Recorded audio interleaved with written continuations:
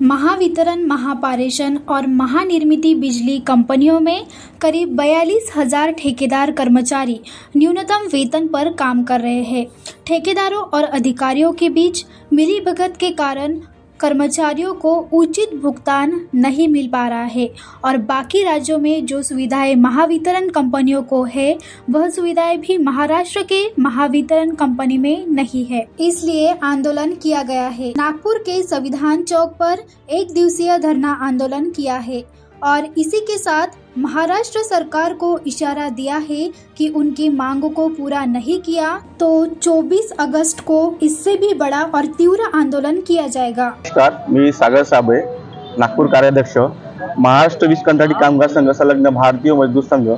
आम्ही या अनुषंगाने सर्व कंत्राटी कामगार आज टप्प्याटप्प्यानुसार आंदोलन पुकारलेले आहे। संपूर्ण महाराष्ट्रामध्ये हे आमचे आंदोलन सुरू आहे।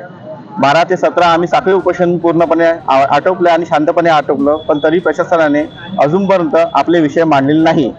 आज 20 ऑगस्टचं आपण प्रोटोकॉलनुसार आज आपण 1 दिवसीय 24 तासाचं धरणे आंदोलन ठेवलेलं आहे। ते आपण ऊर्जा मंत्री यांच्या निवासस्थानी आपण पायी मोर्चा काढणार आहे। त्यामध्ये आपल्या मागण्या ह्याच आहे, एक म्हणजे निष्ठा मागण्या आमच्या की जॉब सिक्युरिटी, शाश्वत रोजगार हा कंत्राटी कामगारांना मिळावा, वयाच्या 58 वर्षापर्यंत त्याला जॉब सिक्युरिटी मिळावी आणि किमान वेतनवाढ आपल्याला प्रशासनातर्फे मिळायला पाहिजे। हीच एक आमची एक निष्ठ मागणी आहे। किंवा हरियाणा पॅटर्न मध्ये जसं हरियाणा सरकारने तिथल्या कंत्राटी कामगारांना हरियाणा पॅटर्न नुसार त्यांना जॉब सिक्युरिटी दिलेली आहे, त्यांना सीएल पीएल रजा वेतनवाढ दिली आहे, अशा प्रकारच्या सुविधा आम्हाला महाराष्ट्रामध्ये पण लागू झाल्या पाहिजे।